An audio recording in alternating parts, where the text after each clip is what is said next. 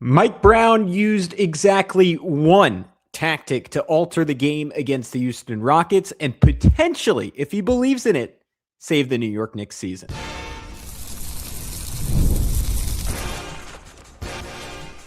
You are Locked On Knicks, your daily New York Knicks podcast, part of the Locked On Podcast Network. Your team every day. You are locked on to the New York Knicks, a live Sunday morning edition after an incredible comeback win over the Houston Rockets. My name is Gavin Scall. I'm a New York City native and credentialed media member that's been covering this team for nearly a decade. This is Locked On Knicks, your daily podcast on the New York Knicks, giving you the most detailed insight on your favorite team at least 5 days a week. We actually just hit 10,000 subscribers. I forgot to mention that. Thank you guys so much for that. We'll at some point have a special episode on that. We're part of the Locked On Podcast Network, your team every day, and now the number one sports podcast network in the entire world. On today's show, we were talking about how one tactic completely tilted this game in the Knicks' favor. The Rockets' collapse certainly playing a role in it. Great finish from Jalen Brunson, Jose Alvarado, Karl-Anthony Towns bounce back game. And we'll finish on a somber note, really bad game from Josh Hart and what it means for the New York Knicks going forward. But before we dive deep into all of that, I want to remind you that today's show is brought to you by our good friends over at FanDuel. Use your profit boost on an NBA future and get entered for your chance to win a trip to the NBA Finals. Play your game with FanDuel, the official sports betting partner of the NBA. All right, only one place we can start. The Knicks were up by 13 points early in this game, got off to an incredible defensive start, only allowed 6 points over the first 7 minutes of this game. We're pushing pace, looked snappy, Cat looked aggressive. Really great start that just dissipated in the second quarter as the Rockets began to find their footing a little bit. Knicks breaking down in rotation, Rockets getting open threes, some transition for Houston. Alperen Sengun started cooking. Third quarter, just a nightmare. Jalen Brunson, as the Rockets relentlessly blitzed him and played really good defense out of it. There are times where Jalen will just shred teams that blitz him. Houston, long enough, athletic enough to recover. Nick's spacing principles weren't always ideal. It helped that Houston was not particularly interested in guarding Josh Hart, which we will circle back on in segment 3. Jalen doesn't even make his first field goal this game until about 4.5 minutes to go in the third quarter. And Houston offensively, a team that hasn't been very good offensively of late since the Steven Adams injury, was just rolling in the third quarter, layup after layup after layup. They successfully targeted Jalen, but really it was across the board. The Knicks defense was breaking down, and Mike Brown pushed to the brink, said, I've heard of this hot hand theory podcast. I've heard of this Locked On Knicks podcast. I remember early in the season when we had a lot of success when I played 5 shooters all at the same time. You know what? Maybe let me just try it. Let me throw something at the wall. The Knicks were down 93-75 early in the fourth quarter. And in about 4 minutes, they cut that all the way down to 6 points. And of course, eventually take the lead on some incredible shot making from Jalen Brunson late and win the game. Brunson's shot making was important. It was crucial. Maybe the Knicks don't ultimately win this game without it. The story, though, and there was a part of Brunson's shot making, so really it's kind of one and the same, was Mike Brown deciding to close this game with 5 out. And not just like final 3 or 4 minutes, which we've seen him do before, get into the Tibbs thing where you have a 5-out lineup drag you back into a game and get it even. And then he says, okay, that was cute. Time to put the starters and Josh Hart back in, who got us into the 18-point deficit in the first place. No. He went 5 out the entire fourth quarter. What we've been asking for. Let's go. It worked brilliantly. The first grouping was Jose Alvarado, Landry Shamet, Mikal Bridges, OG Anunoby, Karl-Anthony Towns. 5.5 minutes, they put up 178 offensive rating, a 111 net rating. Again, it's over 5.5 minutes. You take those numbers with a grain of salt, but that is an insane number. They put Brunson in for Mikal down the stretch. Things slow down. Things get mucked up a little bit. They still score 133 points per 100 possessions over essentially the final 5 minutes. They temporarily threw in a couple guys for defense. They threw in Josh Hart for an inbound, yada, yada, yada. That was basically how they closed the game. I heard XJ reference this stat on the Hot Hand Theory live stream after the game. The Knicks are around plus 12 over the last 2 years when they play 5 out. The numbers specifically when Cat's in the game are even better than that. We have a long track record of the Knicks being great with 5 out. And sometimes I talk about it and I'm worried it is perceived, not by everyone listening, but by some people listening, is like, all right, this is just like kind of fetishizing like modern basketball and fetishizing shooting a million threes. And it's all about like stylistic preference. And it's not that, like, one, the numbers back it up. Two, there are obviously, like, you work backwards when you say the numbers back it up and you say, well, what is the basketball reasoning here? Does it translate against good teams? It not only translates against good teams and great defenses like the Rockets are, it is absolutely essential to having a chance against great defenses, right? You have Josh out there.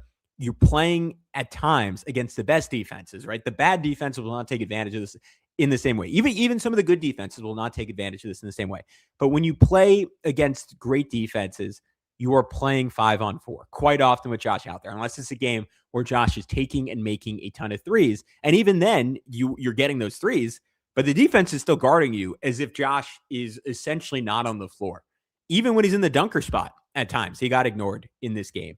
And then when you go from that to 5 out, all of a sudden you have this wide open floor and really, really good things start happening for you. You get the first bucket it didn't have anything to do with 5 out, but it kind of did because they get out in transition, 5-on-4, able to swing the ball around the perimeter. I can't remember if it was Landry Shamet or Jose Alvarado, but one of them hits just a wide open three to get the run going. It was Shamet. And then from there, Jose Alvarado, I mean, he looked like prime, like jitterbug Chris Paul, just shredding defenses. Like the Rockets had Reed Sheppard on him. Maybe they should have subbed in Amen Thompson a little earlier and tried to turn off the faucet. But like Reed Sheppard in space had zero chance of sticking with Jose Alvarado. And Alvarado on both ends of the floor just completely tilts the pace of this game. On the offensive end, he said, and this is something that Jalen can do, like he'll get to his spots and he'll create advantages and create easy shots, but it's not totally his game to just stare a guy down, see the floor is spaced, and just go rapid fire crossover right by him, claps the defense, and create a shot. And Alvarado's really quick, and his instincts are to do that, right? He doesn't really play with his food. Like right when he got in, crosses up Sheppard, wide open floor, forces the defense to come, like this is the whole point, right? Instead of coming from the dunker spot to help on a drive, you're coming from the opposite wing or the opposite corner to help on a drive. And that means someone's wide open. And on that play, Alvarado hit OG wide open. He missed the three, but it's a great shot. Another one, again, Alvarado, Sheppard can't stay with him. So he does a Nash dribble, right, where he speeds under the basket. Houston has to help. Spray to Landry Shamet, who is top 10, top 12 in the NBA in three-point percentage. Not a guy you want to leave open, but the alternative is just allowing the layup because Jose Alvarado was spacing. Most NBA point guards, frankly, with 5 out spacing are just going to be too fast. And they are just going to get to the basket, and they're just going to create an easy shot. And that is exactly what happens. So either it's a layup or a three. Houston picks their poison, and Shamet delivers it. Wing three. Bang. Gets it to go. And then the Knicks, again, playing with pace. Tari, and look, Houston we will touch on this. Houston certainly played a part in their self-destruction, right? They had a backcourt violation where they just threw the ball back to Eason as he was crossing half court. They missed open threes. They had a possession where Tari missed the layup. Şengün misses the putback. OG gets the rebound. Hit ahead to Mikal. Mikal, such a good connective passer. Extra Alvarado in the corner. 3. Lead just like that. 18-8 in right around 3 minutes. 97-89 at that point. Alvarado again.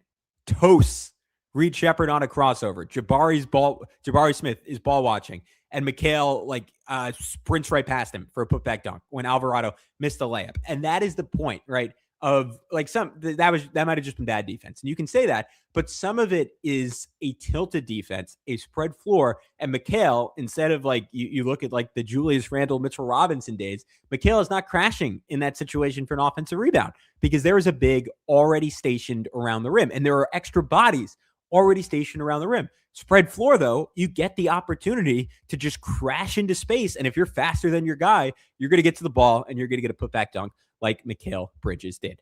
Cat was also Cat was really big in keeping. We'll circle back on Cat. He had a great game. He was big in keeping the Knicks in the game in the third quarter. Had some big buckets in this fourth quarter run as well. Had the Mike Brown, much like Tom Thibodeau, very, very good at baseline out of bounds plays. Had one where Cat sets a little rip screen for Shamet. Shamet comes off it.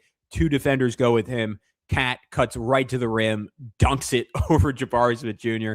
on his head. That was awesome. OG passed up a mismatch to Cat relocating to the corner for three. It was largely, it was Mikhail's connective passing. It was OG on defense. It was a full team effort. But Alvarado and Cat were the two key figures in that comeback run. And then we got to talk what happened when Jalen Brunson came back into the game and how he took advantage of the 5-out space. I'm going to get into that and so much more in just a sec right here on Locked On Knicks. But first, we got to tell you about our good friends over at PrizePicks. Shoot your shot on PrizePicks and get $50 instantly in lineups when you play your first $5. That's right. PrizePicks is giving you $50 in lineups when you sign up and play your first $5 lineup. PrizePicks makes every dunk, every dime, and every board that much more exciting. It is America's #1 app for sports picks. PrizePicks is simple to play. You just pick more or less on 2 to 6 player stat projections, and if your picks are right, you can cash in. You can choose from basketball, baseball, hockey, soccer, UFC, and so much more. Plus, they've got features like early payouts and flex plays, so you've got options while the games are still happening. I downloaded the app and was surprised at how easy it was to get started. Just took a couple minutes to build my lineup. I've been making NBA lineups around players I already know, like Jalen Brunson, picking more or less in points and assists, and it honestly makes every possession way more fun to watch. I also love the social feature where you can see what other people are playing and copy lineups with one click. It's a cool way to learn and build better picks. And it's available in all 50 states, so super easy to jump in. Download the PrizePicks app today and use code LOCKEDONNBA to get $50 in lineups after you play your first $5 lineup. That is code LOCKEDONNBA to get $50 in lineups after you play your first $5 lineup. PrizePicks, it is good to be right. And we also wanted to tell you about the newest offering here at Locked On, and that is the Everydayer Club.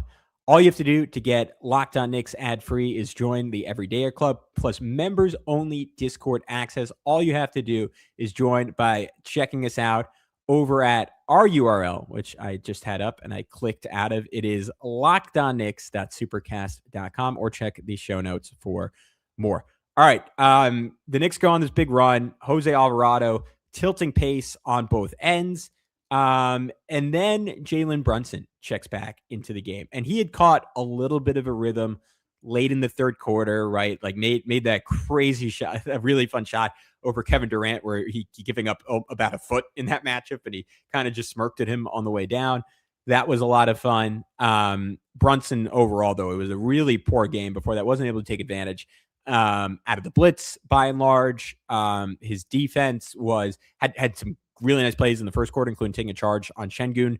But in the third, Houston just went right at him. Tari was able to go right by him for a layup. Amen, we see the Celtics always do this. When you try to hide him on a non-shooter, and that non-shooter is generally going to be a hyper athletic wing that is about 5 inches taller than him, they're able to just crash right on him and get putbacks. Jalen's been better about that. The Knicks have been better about that, but Amen got a tip in on him, and then Amen drove right at him for free throws. So Jalen checks back into the game and he says, all right, bet it is time to get grooving here. He's one-on-one with Jabari Smith Jr. And I can't remember if the Knicks screened into that. It was Amen initially. If not, I'm not sure why the Rockets did not have Amen Thompson on him, but gets Jabari one-on-one. And again, you're 5 out. Houston, you can send 2 if you want, but it is pretty much guaranteed, unless the Knicks really screw it up, to end in a wide open 3 when you're 5 out, right? You have to help from so much further away. Jalen, even just as the help is coming to him, as long as the Knicks spacing is good, he can just make an easy pass, and it's a 3 right there. It just gives you so much optionality, and it makes blitzing really, really painful. Against a professional, competent NBA offense, and that is understating what the Knicks are, they're going to generally shred blitzes in 5 out. And the Knicks have the passing to take advantage of that, as we've seen throughout the season. So they don't blitz him. They say, all right, Jalen, we're going to put a bigger defender on you. If you go one-on-one and you score, we'll tip your cap. And that's even against a good defender like Jabari Smith Jr., just too easy for Jalen Brunson. Cooks Jabari for a midi, 99-95. He pulls up on Bari again, 101.99 at that point, just getting to his spots, rising, firing, not difficult at all. Even if the defender's 7 inches, or in Jabari Smith Jr.'s case, 9 inches taller than him. And then Brunson just cooks down the stretch of this one. Hezzy drive right at Tari Eason for reverse layup to make it 103 all. And defensively down the stretch of this game, in transition, he takes just a massive charge.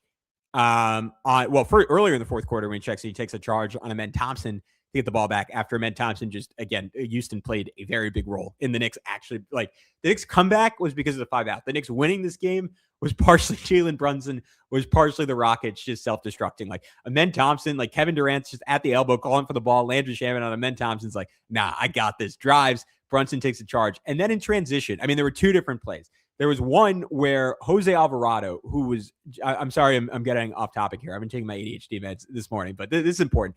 Jose Alvarado, crazy gamble, just leaves Amen Thompson under the rim. But I think we'll learn with time with Jose, like, his gambles more often than not tend to work out because he has great instincts. And when, like, coaches will tell you this, if you're going to go, like, don't hesitate. And Jose is a killer, right? Like, making a beat on the ball, picking up speed to it, and he just shoots in and knocks the ball away from KD before he can get it to Amen Thompson. And then later, KD's in transition, just hits Thompson for a lob. And like, Amen Thompson, you don't have to be worried about being on the run and throwing a bad pass. We were talking about probably the single best athlete in the NBA, a guy, I'm sure someone will tell me about some triathlete I'm not thinking of, but arguably the single best athlete on planet Earth, right? Like, he is in that conversation. And instead of throwing a lob, KD randomly tries to just go, like, bully through Jalen Brunson. And Jalen Brunson says, hey, man, that's awesome. I'm leading the NBA in charges. And he takes one. That was great. And then on offense, Hezzy drive right at Eason for a reverse layup. Tried to bump into him and draw the foul. I actually think that was a good no call from the refs. And then another one that won the next game, 103 all. Crazy jumper over Eason. That was Jalen purely trying to foul bait. My gut instinct, because we see it so often late in games with these refs, if he had missed it, I bet they would have blown the whistle. But he made it. They didn't want to give him the and one because he was foul baiting, or just because they wanted to swallow the whistle in that situation. Either way, throws it over Tari Eason. Knicks pretty much won the game on that. Kevin Durant missed a jumper. KD made it 3, but at that point, the Knicks were already up by 4. And the Knicks were able to make their free throws and hold on. But again, that's Jalen Brunson because of the 5 out. Getting to play in space. Cat, because of the 5 out. I'll circle back on him. Like, more big plays down the stretch of this game. Hits that relocation 3. Then misses his own shot. Gets an offensive rebound. Head and shoulder fake. Out to Jalen Brunson out on the perimeter. Because it's a shooter out there. It's not Josh Hart out there. Amen Thompson has to honor that. He bites and catches, hits OG. Hook pass, OG. Great jumping off 2 feet. No momentum. Rises up and dunks it. Cat gets to go one-on-one in the post. I mentioned this, but let's circle back to the beginning of the game. I was going to say this for the third segment, but it's relevant here. Like, twice at previous points in this game, Hart was in the dunker spot. And on the first play of the game, Cat backs down Eason and gets a jump hook because Hart's in the dunker spot. And that's a good tactic by Mike Brown, right? If you're going to have Josh Hart out there, you got to use him as a screener. You have to use him in the dunker spot, and you have to hope he takes and makes threes, right? Those are the big 3 things you are trying to do to offset the fact that Houston does not really want to guard him. But Houston adjusted, and they said, you know what? We're not that scared of Josh Hart in the dunker spot. And the next time, Cat tried that, a spin on Eason. Şengün just doubles. Cat can't get a pass off, and he throws it away.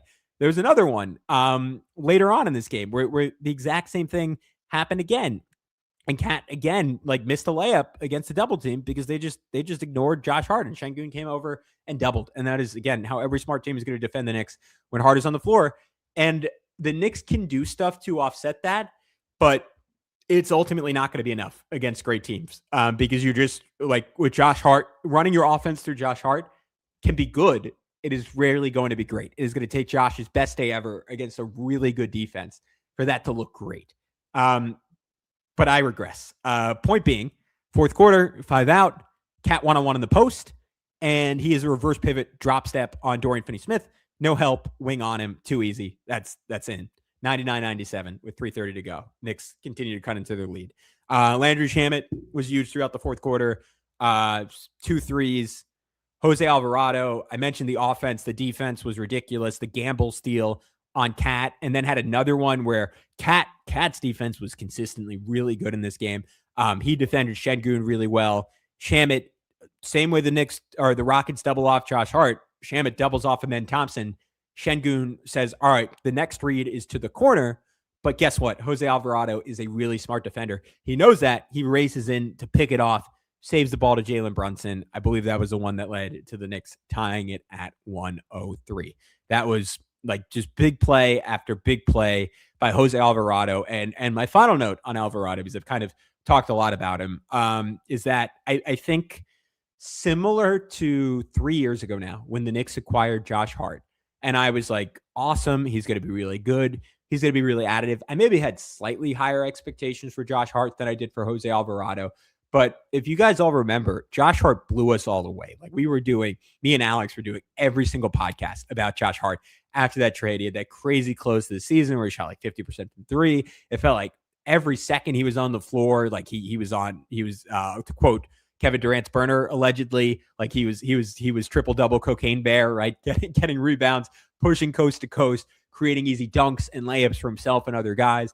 And the factor I underestimated with him and the factor I underestimated with Jose Alvarado is that, like, what happens to a dude that already plays hard, that is super smart, and then you put them from perennially, and this was the same thing with Josh, being on either average or just flat out bad teams with, I don't like the phrase losing players generally, but for like to save some time, playing with losing players instead of playing with winning players. What happens when you put him with winning players? There is an exponential effect to that. There is a compounding effect to that, right? It is not just that they look better. They look magnitude times better because everyone else being in the right position, everyone else having the basketball IQ to understand, hey, sometimes Jose is going to miss when he gambles. And how does he rotate it? Not the Knicks are far from the best team at that, right? You put Jose on the Thunder or on the Pistons, like it would probably look even scarier defensively. But it does give you like a little bit of a bump and a little bit of a safety net where you can take even more risks. And offensively, right, you get to play with space. And it's saying, hey, you thought I looked quick on the Pelicans with freaking Zion Williamson and Yves Missi on the floor together. How am I going to look with 5 out? That's going to be terrifying. When I actually have shooters around me, you're not going to stop me. And like Jose, as much as he was a good player on the Pelicans, he has a chance to be a a series tilting sub for the New York Knicks. And that is an incredible bit of work from Leon Rose to get him for 2 second-round picks. That's amazing. But when we come back, we are going to dive into the night that was for Karl-Anthony Towns because I thought this was an important game for him. We'll talk Mikal, we'll talk OG, we'll talk Jalen a little bit more. We're going to have a thrilling finish here coming up next on Locked On Knicks. But first, we got to tell you about our good friends over at FanDuel. Ever wanted to experience the NBA Finals live and in person? Well, FanDuel is giving you a chance to turn that dream into a reality with their NBA sweepstakes. Here's how it works. Use your profit boost on any NBA future, and you'll automatically be entered for a shot to win an NBA Finals trip for 2. That's right. Flights, tickets, the whole shebang. If you're already looking at the board and thinking about which team can make a deep run, this is the perfect time to lock it in. And I'm telling you, the value of betting on the Knicks is that you get to go to the games at MSG. And those are far and away, sorry, MSG, the most expensive tickets in the league. There is no more like value creation than betting on the Knicks for this. I love futures this time of year, whether it's picking a team to win the championship or grab a conference title. It adds that extra layer of excitement to every game down the stretch. And now not only can you pick cash, but it can also send you to the final. So visit FanDuel.com to get started. Use your profit boost on an NBA future and get entered for your chance to win a trip to the NBA Finals. Play your game with FanDuel, the official sports betting partner of the NBA. And we also got to tell you about TurboTax. Tax season doesn't have to take over your life. This year, TurboTax make it easier than ever to just hand things off and move on with your day. With TurboTax Full Service, you can have your taxes done for you by a trusted local expert start to finish without the stress or guesswork. Instead of spending hours trying to figure out forms, you can meet with a local TurboTax expert in person or connect online. They handle everything from W-2s to self-employment forms and work to get you every deduction possible. You can upload your documents, go about your day, and get updates right in the TurboTax app. For a limited time, you can have your taxes done by a local TurboTax expert for just $100 all in. If a TurboTax expert didn't file for you last year, just file by February 28th. That is 6 days away. Now's the time. Take taxes off your plate and get back to your life. Visit TurboTax.com/local to book your appointment today. All right, let's wrap this up and let's talk Karl-Anthony Towns just a little bit more here. Awesome game from Cat, 34 minutes, 25 points, 7 boards, 1 steal, 10 of 15 from the field. Perfect 3 of 3 from 3, 2 of 2 from the line. I still have my concerns about Cat physically. I don't know how much XJ got into that on the last episode. I've been referencing my guy Prez, who has talked about Cat's ability to get clean blow-bys. I thought at times that still showed up in this game, like Clint Capella, who's like somewhat over the hill, like recovered to just pin his shot on the backboard on a drive. Like he's not getting that easy separation, but Cat kind of compensated for that exactly how you have to. And that was taking advantage of mismatches, right? Playing out of the post. I know everyone and their mom is calling for Cat to play out of the post a little bit more. Shout out Stan Van Gundy. Cat did that, and it wouldn't have looked very good against. I don't think SVG was noting this quite enough, or Dwayne Wade was noting this quite enough on the Prime broadcast. Not going to look good against the Detroit Pistons, even without their bigs. When you're not 5 out and he's just going to get doubled every time. It's going to look pretty good when he gets doubled. I mentioned his defense was quite good throughout this one. Did a great job. Literally first play of the game. Josh Hart played great initial defense on Kevin Durant, and then Cat fought through a screen and just shut down Alperen Şengün. Cat was doing a nice job giving help on Kevin Durant. OG did a really good job in that matchup. Cat was really getting into and battling Şengün. He had 6 turnovers, and Cat was a factor in some of those. Had just great defense in the fourth quarter, like stripping him, frustrating him, forcing him to throw some bad passes. That was all nice. Cat ran the floor well, had like a trail sprint for a layup that Josh Hart hit him on. I think McHale hit him on 1, 2. Got a transition 3 at one point. Him and Jalen connected on a short roll where Jalen, really smart play, like didn't force like his own offense. Instead, he saw 2 hovering around him, reverse pivot, pocket pass, Cat waiting, top of the key 3, bang, got it to go. Cat was a menace in the third quarter, had this great sequence where he hit a slick blow by, drew 3, hook pass out of a live dribble, which you rarely see from Cat. It is the type of pass in the playoffs, especially if the Knicks play 5 out, that pass will be available. He's going to need to make, spraying it to the corner, transition 3 missed. That's okay. Cat gets the put in. Then he hits his own transition 3. Then he drains a mini over Şengün. He had the dunk I mentioned. He had the fourth quarter work. Really good game for Karl Anthony Towns. Closing the door on Jalen Brunson. Terrible start on this one. Botched a transition layup. He is tired of seeing the Thompson twins. Amen was just a menace guarding him early. Like Brunson tried to force the issue and drive on him, and he just got swatted. He is probably happy to have a break from seeing those two for the foreseeable future. I guess they play the Rockets one more time in a couple of weeks. But until then, I mentioned Brunson on defense, like took 3 charges in this game, also drew an elbow to the face. Like this was a useful defensive game, third quarter aside, where Houston did a great job targeting him from Jalen Brunson. By and large, again, not a great job playing out of the blitzes, but had some plays, like one where Mitch screened from him, gets blitzed, and I love the manipulation here. Brunson's gotten much better at this year. Pass fake to Mitch to hold the defense in spot. Then he hits Diawara. Diawara makes a great pass over the top to Mitch, rolling for a layup. That was a lot of fun. And then another one in the pick and roll where Mitch short rolls. He holds Şengün with a like little hesitation dribble and then hits Mitch on the short roll. Mitch continues to show off ball skills the last 10 to 15 games. Mitch has unlocked some stuff. One dribble, dunk. That was all fun. So good, really, really good game for Jalen Brunson. And then I mentioned third quarter, fourth quarter gets going. That was all exciting. Did get stripped by Amen Thompson at one point and went coast to coast for a dunk. It wasn't a good game for Jalen, and then all of a sudden it was a great game. And that is the incredible confidence that he brings to the table. Quiet one for Mikal Bridges, 31 minutes, 11 points. Again, you do not love the games where he takes 0 free throws and only shoots 2 threes. That is probably not an ideal use of his talents. And yet 6 rebounds, 5 assists. I thought by and large, he was quite good defensively, especially early in this game. Had a nice poke away from Amen Thompson, played some great D on Tari Eason. He was helping the Knicks transition attack, like running down rebounds, throwing it ahead to OG so he can race out and get a layup. Good passing in transition. Had a nice run in the second quarter where he got really aggressive, like was in semi-transition, pump and go by Alperen Şengün to get in the lane, spray to Jose for a corner 3.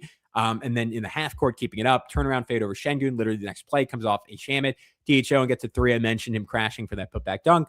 And then missed 2 really good looks at Mbidi. And I think that was, one was just Jose was playing great. And you give Mike Brown, again, this is something that Tibbs struggled with at points, just for like playing the tips quote and letting the game tell him what to do, and said, hey, I didn't really feel like Mikal was the right guy to close with. And he's been going away from Cat a ton, but this game Cat was playing great. And he said, hey, I'm going to close with Cat. So shout out to Mike Brown on that point. Though Mikal was fine in this game. OG, very quiet game offensively after making, I said that, and then I looked, and he had 20 points on 8 of 16. So I'm talking out of my behind there. 20 points, 4 steals, 8 of 16. I guess he was just quiet in the fourth quarter. Like he didn't really do any outside of the one dunk from Cat. Didn't really do anything in the fourth quarter. Had the late free throws, but that was pretty much it. Defense was awesome in this one. Big factor in Kevin Durant in this game, shooting 10 for 26. KD was just 6 of 16 from 2-point range. KD also had 4 turnovers, as we mentioned.